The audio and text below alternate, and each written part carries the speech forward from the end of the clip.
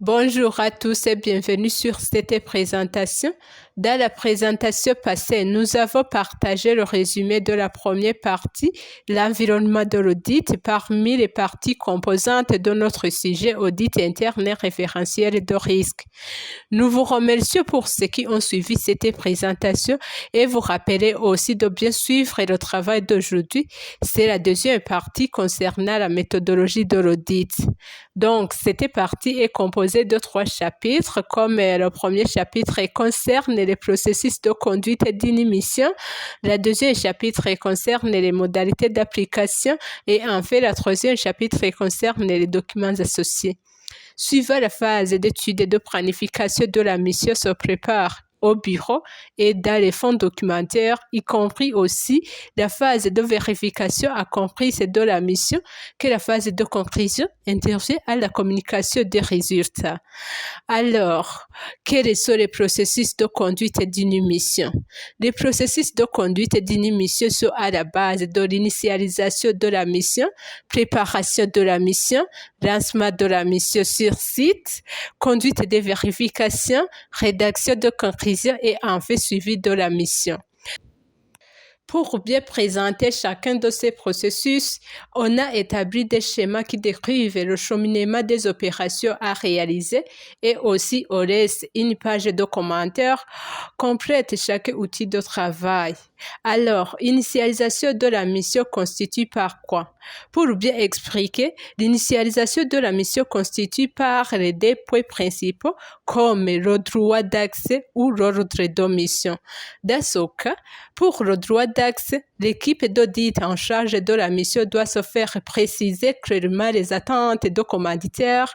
Elle établit pour cela un ordre de mission qui est validé par le commanditaire et présenté au responsable de l'entité auditée.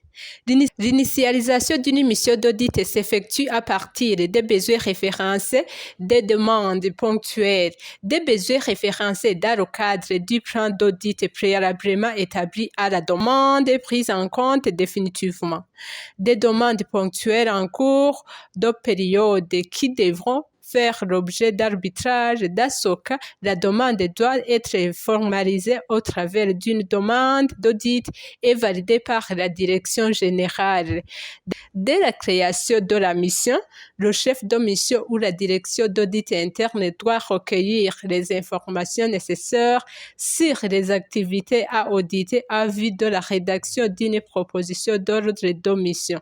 Dans ce cas, pour l'ordre de mission doit comprendre par l'objectif de la mission, l'approbation d'ordre de mission définitive et une mission approuvée par le commanditeur, une brève description de la mission, comme champ, objectifs généraux attendus et les points prioritaires, la date de début et la durée prévisionnelle de la mission comme l'ordre de mission constitue le véritable point de départ de la mission, les demandeurs et aussi les destinataires. C'est pourquoi si l'ordre de mission n'est pas validé, on peut faire l'objet d'un ajustement, comme demander une réévaluation du champ de la mission, exprimer un changement de ses attentes, demander à revoir la période de mission, prendre en compte les attentes des nouveaux demandeurs. Nous allons voir ensemble la deuxième point qui est la préparation de la mission. Pour bien préparer la mission, l'auditeur doit maîtriser les 3 dimensions, à savoir volume et type de transaction, analyse économique et financière, et en fait bien montrer l'élaboration d'un tableau des risques, là où tu vas voir les objectifs, les stratégies et aussi les opportunités globales qui se trouvent aux enjeux de l'organisation et comment se répartit l'activité, que ce soit sur les cartographies des processus et la répartition des opérations par poste. Dans ce cas, après la préparation de la mission, on va voir le lancement. Donc, le lancement de la mission sur site. Le lancement de la mission sur site, on doit d'abord vérifier les étapes comme la réunion d'ouverture, l'analyse des forces et faiblesses, le rapport d'orientation et enfin le programme de vérification.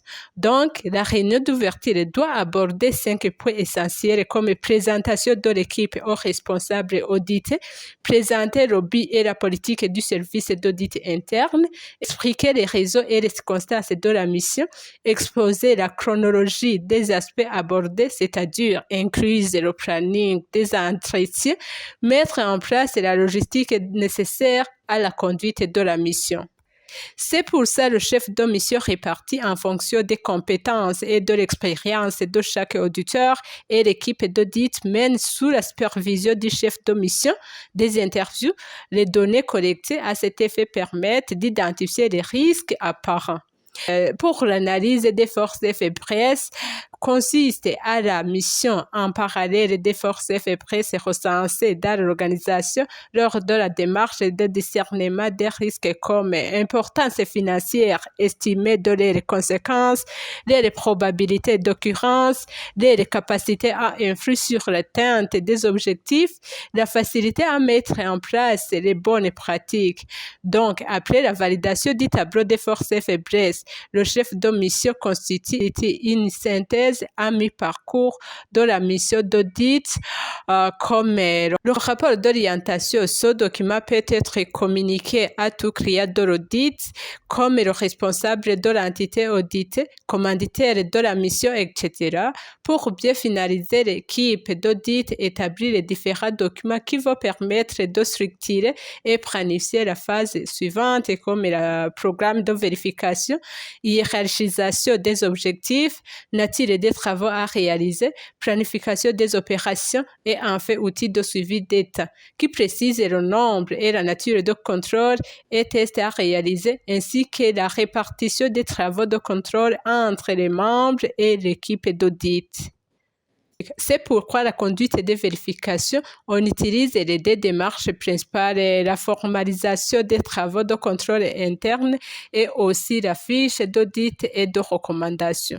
Pour la formalisation des travaux de contrôle, la réalisation de tests et contrôles sont donc répartis entre les membres de l'équipe d'audit et planifiés sur la durée de cette phase de vérification. Donc, la finalisation d'une feuille de couverture consiste à relater au regard des objectifs du test, les résultats obtenus et l'opinion de l'équipe d'audit quant à un dysfonctionnement avéré ou non. Et pour la fiche d'audit et de recommandation, chaque fiche d'audit et de recommandation est rédigée par l'équipe d'audit suivant les caractéristiques de dysfonctionnement et aussi l'approbation d'une fiche d'audit et de recommandation sauf en leur fonction. C'est dans ce cas que nous allons voir ensemble la rédaction des conclusions, soit à la base de l'ossature du rapport, le compte rendu final sur site et enfin le rapport d'audit et sa validation. C'est dans ce cas, la réunion de synthèse doit récapituler dans les fiches d'audit et de recommandation afin de les classer par division. C'est pourquoi, avant la rédaction du rapport projet, l'équipe d'audit effectue un compte rendu oral, la validation du projet de rapport est faite dans le cadre d'une réunion de validation et avec les audités. Cependant, le service d'audit interne doit s'assurer de la mission en œuvre des plans d'action. Le suivi de la mission est basé sur quoi d'ASOC? Le suivi de la mission est basé sur le suivi de recommandations, l'état des actions de progrès. Donc, les auditeurs internes sont obligés de remettre le rapport d'audit durant les 3 mois en associant une partie du plan d'action à une recommandation. Sur l'état des actions de progrès, une première évaluation sur la mise en application et acceptation des recommandations est effectuée lors de la réception des fiches de suivi. Si toutes les recommandations retenues ont été mises en œuvre, la transmission aux auditeurs dans l'état des actions de progrès actualisé.